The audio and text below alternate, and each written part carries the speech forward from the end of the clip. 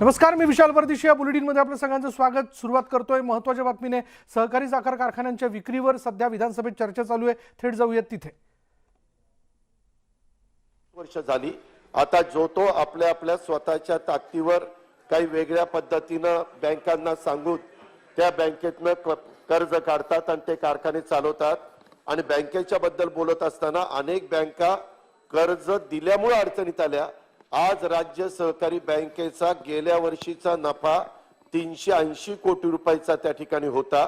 त्याच्यामुळे आज बँक अतिशय सुस्थितीमध्ये चाललेली. अर्थात त्याला तुमचं पण योगदान आहे, कारण तुम्ही तिथं बोर्डात काही चांगले प्रशासक म्हणून तिथं नेमले गेले. आज ते चांगल्या पद्धतीनं बँक चालवतात. परंतु तुम्ही एक गोष्ट जे काही सांगितलेले ते मला मान्य आहे की ईओडब्ल्यूचा जो रिपोर्ट आहे तो अजून तिकडं कोर्टाकडे गेलेला नाहीये. तो गेल्यानंतर त्याचं फायनल होईल. प्रश्न उत्तराचा तास संपला. एक चुकीचं फक्त रेकॉर्डवर येत आहे दादा. आपण हमीच्या संदर्भात बोलणं योग्य आहे, परंतु आपण मागच्या वर्षीचं एक कर्ज दिलं, ते कर्ज ज्यांनी वापस केलं त्यांना आपण ऍडिशनल कर्ज दिलं, पण किसनवीरला नाही दिलं. वापस केल्यानंतरही नाही दिलं, कारण जिल्ह्यातलं राजकारण आहे. त्या राजकारणामुळे त्यांना देण्यात आलेलं आहे. मी स्वतःचा पाठपुरावा केलाय. माझ्याजवळ कोणाला दिलं याची यादी आहे आणि कोणाला दिलं नाही सेम केसमध्ये याची यादी माझ्याकडे.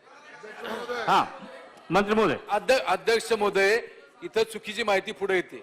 ज्या 5 कारखान्यांना शासनानं थक हमीने कर दिलं त्यामध्ये किसनवीर कारखाना, खंडाळा कारखाना आणि प्रतापगड. दुर्दैवानं या कारखान्यांनी थक हमी घेतली, परंतु त्या वर्षी त्यांनी ते कारखाने चालू केले नाहीत. त्याबद्दल आमच्या खात्याच्या वतीनं त्याची चौकशी त्या ठिकाणी चालू आहे.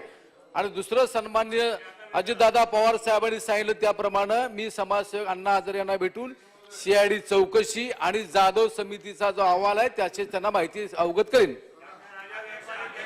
कागदपत्रे सभागृहाच्या पटलावर ठेवणे. जलसंपदा मंत्री. एक मिनिट. अध्यक्ष महोदय, मी आपल्या अनुमतीने विदर्भ पाटबंधारे विकास महामंडळ अधिनियम 1997च्या कलम क्रमांक 47(4) अनुसार विदर्भ पाटबंधारे विकास महामंडळाचा सन 15, 16, 16, 17, 18, 19 या वर्षाचे अनुक्रमे 19वा, 20वा व 22वा वार्षिक वित्तीय अहवाल सभागृहासमोर ठेवतो. सभागृहात वेगवेगळ्या विषयांना घेऊन खरं तर चर्चा केली जाते आणि काही प्रश्नही उपस्थित होतात ज्याची उत्तरं अजित पवारांनी दिलीत. यानंतर पाहूयात की फडणवीसांच्या चौकशीचे पडसाद जे आहेत ते आज विधानसभेत उमटणार आहेत. भाजप आज या मुद्द्यावरून आक्रमक होणार आहे, तर फडणवीसांनी पेनड्राईव्ह बॉम्बद्वारे केलेल्या आरोपांवर आज गृहमंत्री दिलीप वळसे पाटील संध्याकाळी 5 वाजता उत्तर देतील. फडणवीसांनी पेनड्राईव्ह बॉम्ब टाकून मोठा गौप्यस्फोट केला होता. सरकारी वकील प्रवीण चव्हाण यांच्यावर त्यांनी गंभीर आरोप केले होते आणि या प्रकरणाची सीबीआय चौकशी करण्याची मागणी त्यांनी आज केली. आज सभागृहात गृहमंत्री या सगळ्या आरोपांवर उत्तर देणार आहेत.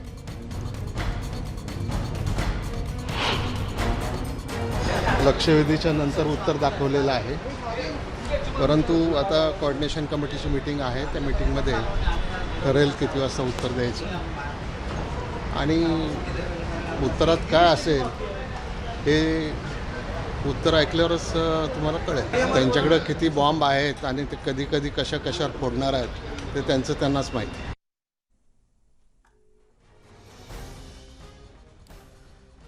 याबद्दल बोलण्यासाठी थेट जाऊयात. विधान भवनामध्ये आमचे प्रतिनिधी उदय जाधव आता क्षणाला आपल्याबरोबर आहेत.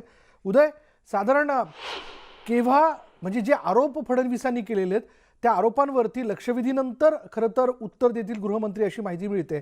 साधारण केव्हापर्यंत हे उत्तर दिलं जाईल? विशाल, गृहमंत्री दिलीप वळसे पाटील आज संध्याकाळी विधानसभेमध्ये त्यांचं उत्तर जे आहे ते देणार आहेत. तत्पूर्वी आता प्रश्न उत्तरांचा तास सुरू होता, तो आता नुकताच संपलेला आहे विधानसभेमध्ये आणि आता लक्षवेधी सुरू होणार आहेत.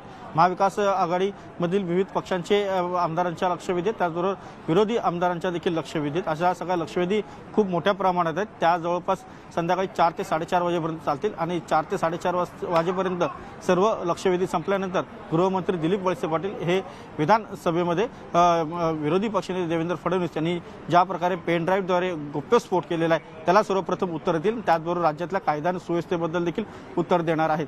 थोड्याच वेळापूर्वी विधान परिषदेमध्ये राज्यमंत्री शंभूराज देसाई यांनी देखील कायदा आणि सुव्यवस्थेवरती उत्तर दिलेलं आहे आणि त्यावेळेला देखील काहीसा गदारोळ झाला होता. त्यानंतर आता विधानसभेमध्ये गृहमंत्री कायदा सुव्यवस्थेवरती नेमकं काय बोलतात. मात्र सर्वांचं लक्ष असणार आहे ते म्हणजे विरोधी पक्षनेते देवेंद्र फडणवीस यांनी ज्या प्रकारे पेनड्राईव्हमधून गोप्यस्फोट केलेला आहे, अनेक आरोप केलेले आहेत. त्याचबरोबर काल त्यांची चौकशी देखील करण्यात आलेली आहे. त्यावरती देवेंद्र फडणवीस काय बोलतात. साधारणतः विरोधी पक्षनेते देवेंद्र फडणवीस हे 3च्या सुमारास बोलण्याची शक्यता आहे विधानसभेमध्ये. त्यावेळेला त्यांचं भाषण जे आहे ते वादळी ठरतंय का हे पाहावं लागणार आहे. कारण पेनड्राईव्ह प्रकरण त्यांनी बाहेर काढलं, त्यावेळेला जो काही गदारोळ झाला तो आपण सर्वांनी पाहिलेला आहे. त्यानंतर आता पुन्हा ते 3 वाजता बोलणार आहेत. त्यानंतर संध्याकाळी साधारणतः 4:30 ते 5च्या सुमारास गृहमंत्री दिलीप वळसे पाटील हे या सर्व प्रश्नांना उत्तर देणार आहेत. त्यावेळेला ते नेमकं काय बोलतात हे देखील पाहावं लागणार आहे. मात्र आज दिवसभराचं विधिमंडळाचं कामकाज जे आहे ते सुरू झालेलं आहे आणि या कामकाजामध्ये देखील सत्ताधारी विरुद्ध महाविकास आघाडी हा जो संघर्ष आहे तो आपल्याला विधिमंडळाच्या पटलावरती दोन्ही सभागृहामध्ये पाहायला मिळतो आहे. विशाल, आजच्या दिवसातले महत्त्वाचे मुद्दे कोणते ठरणार आहेत उदय? आजच्या दिवसात सर्वांचं लक्ष लागलं ते म्हणजे पेनड्राईव्ह प्रकरणावरतीच. कारण पेनड्राईव्ह प्रकरणामध्ये विरोधी पक्षनेते देवेंद्र फडणवीस यांनी ज्या प्रकारे गंभीर आरोप सत्ताधारी महाविकास आघाडी पक्षावरती केलेली आहेत त्यावरती आज अधिकृतरित्या महाविकास आघाडीकडून गृहमंत्री दिलीप वळसे पाटील हे विधानसभेमध्ये उत्तर देणार आहेत. त्यांच्या उत्तरामध्ये नेमकं ते काय म्हणतात हे पाहावं लागणार आहे.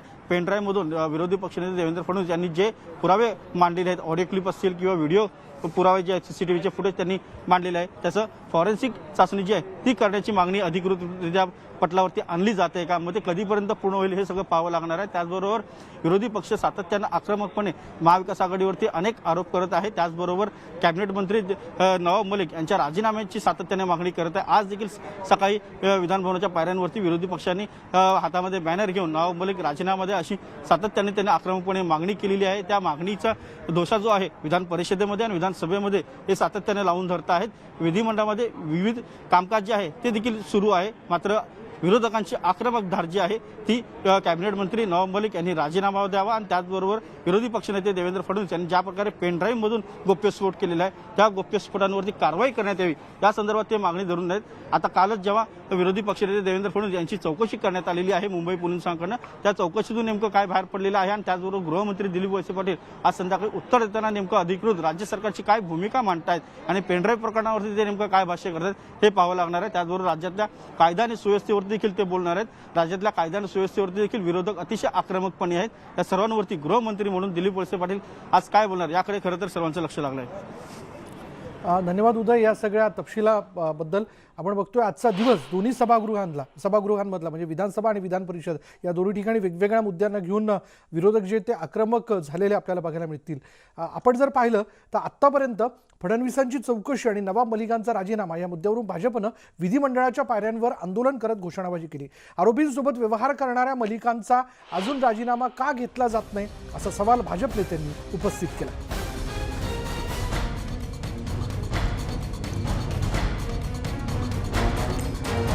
त्यामुळे आज 2 महत्त्वाचे मुद्दे जे आहेत ते चर्चेला समोर येतील ज्यावरनं विरोधक आक्रमक झालेले बघायला मिळणार आहेत.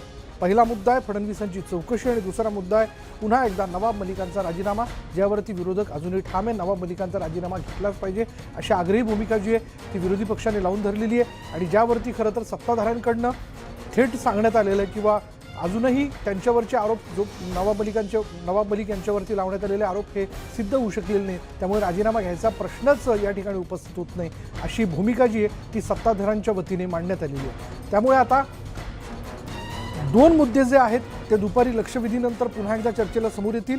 आज गृहमंत्री फडणवीसांच्या चौकशीच्या मुद्द्याला घेऊन स्पष्टीकरण देणार आहेत, ज्यावरती आज सभागृहात नेमकं काय वातावरण दिसून येत आहे, विरोधक कशा पद्धतीने आक्रमक होत आहेत हे बघणं महत्त्वाचं ठरेल.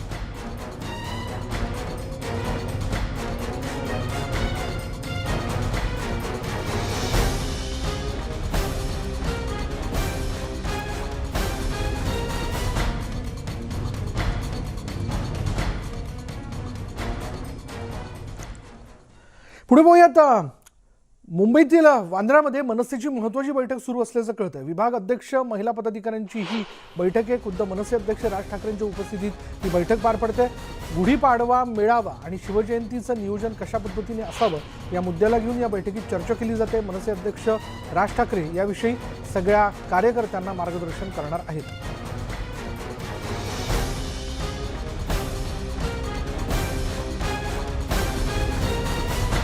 त्यामुळे ही बैठक आयोजित करण्यापाठीमागचं नेमकं औचित्य काय?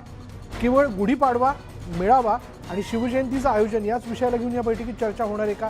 कारण आता मुंबई महापालिकेच्या निवडणुका किंवा इतर राज्यांमधील असणाऱ्या महापालिकेच्या निवडणुका 6 महिने पुढे ढकलण्यात आलेल्या आहेत. त्या विषयाला घेऊन तयारीच्या दृष्टीने काही चर्चा केली जाईल का? काही महत्त्वाचे आदेश किंवा सूचना कार्यकर्त्यांना देण्यात येत आहेत का? हे बघणं महत्त्वाचं आहे, कारण या विषयाला घेऊन राज ठाकरे आज कार्यकर्त्यांना मार्गदर्शन करतायत का हे बघावं लागेल. त्यामुळे या बैठकीत विभाग अध्यक्ष म्हणजे महिला विभाग अध्यक्ष त्याचबरोबर काही महत्त्वाचे पदाधिकारी उपस्थित असल्याचं आपण बघतोय. त्यामुळे कार्यक्रम जो आहे पक्षाचा तो ठरवण्यात येणार आहे. गेल्या काही दिवसांमध्ये पुन्हा एकदा मनसे विविध कार्यक्रमांमधनं पुढे येणं अपेक्षित आहे. त्यामुळे आता त्या दृष्टीने काही कार्यक्रम आयोजित केले जात आहेत का आणि त्यावरती या बैठकीत चर्चा होते का हे जाणून घ्यावं लागेल. बोलूयात आमचे प्रतिनिधी विशाल पाटील आत्ता क्षणाला आपल्याबरोबर आहेत. विशाल, ही बैठक वांद्र्यामध्ये आयोजित करण्यापाठीमागचं औचित्य काय? नक्कीच विशाल, मनसे अध्यक्ष राज ठाकरे यांनी मुंबईतील विभागाध्यक्ष आणि महाराष्ट्रातील पदाधिकाऱ्यांची बैठक बोलवलेली आहे. बैठकीचं स्वरूप जर पाहायला गेलं तर येणारा गुढीपाडवा आपल्याला माहिती आहे की मनसेची सभा जी असते त्याचं नियोजन आणि मनसे जी आहे ती छत्रपती शिवाजी महाराज यांची जयंती त्या पदाधिकाऱ्यांची बैठक राज ठाकरे यांनी बोललेलं आहे कशा पद्धतीनं हजेरी केली पाहिजे त्याच्या सूचना ज्या आहेत त्या ह्या बैठकीत दिल्या जातील. आणि सर्वात महत्त्वाचं म्हणजे मनसेचा जो गुढीपाडवा मेळावा या मेळाव्याबाबत सुद्धा या बैठकीत जी आहे ती चर्चा केली जाणार आहे. मात्र संपूर्ण महाराष्ट्रात कशा पद्धतीनं शिवजयंती साजरी केली पाहिजे त्याचं मार्गदर्शन मनसे अध्यक्ष राज ठाकरे करणार आहेत. आणि त्याच अनुषंगाने ही बैठक बांद्र्यातील MIG क्लब या ठिकाणी आयोजित करण्यात आलेली आहे. विशाल, येस, धन्यवाद विशाल या सगळ्या माहितीबद्दल. बघूयात या बैठकीत नेमकी काय चर्चा केली जाते याविषयी आपण अपडेट जाणून घेत राहणार आहोत. आणि आता ब्रेकनंतर एक नजर टाकूयात देशातील प्रमुख शहरांमधल्या आजच्या तापमानावर.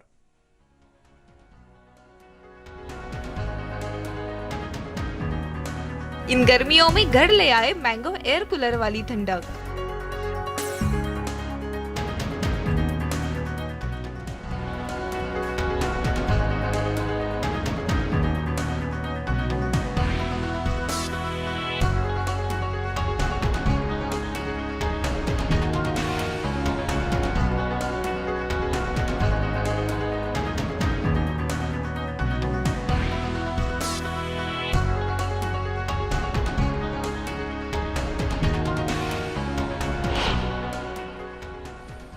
यानंतर मुद्दा महाराष्ट्राचा या बुलेटिनमध्ये इथेच थांबणार आहोत. पहा फक्त न्यूज 18 लोकमत.